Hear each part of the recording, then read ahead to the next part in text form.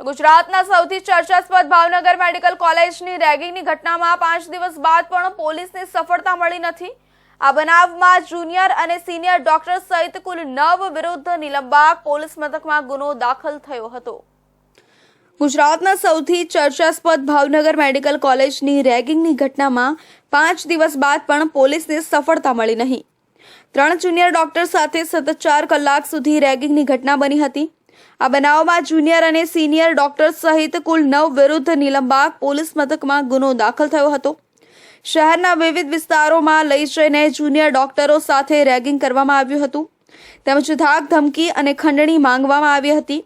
આ બનાવને 5 દિવસ વીતી ગયા, આમ છતાં ભાવનગર પોલીસને 9માંથી એક પણ આરોપી કે અપહરણવાળી કાર હજી સુધી મળી નથી। સૌથી મહત્વની વાત તો એ છે કે સમગ્ર ઘટનામાં નિલંબાગ પોલીસના પીએસઆઈ એપી ચૌધરીને તપાસ આપવામાં આવી હતી। તે અધિકારી જ રજા ઉપર છે। મેડિકલ કોલેજના વિદ્યાર્થીઓ સતત આરોપ લગાવી રહ્યા છે કે પોલીસ આ ઘટનાને દબાવી રહી છે।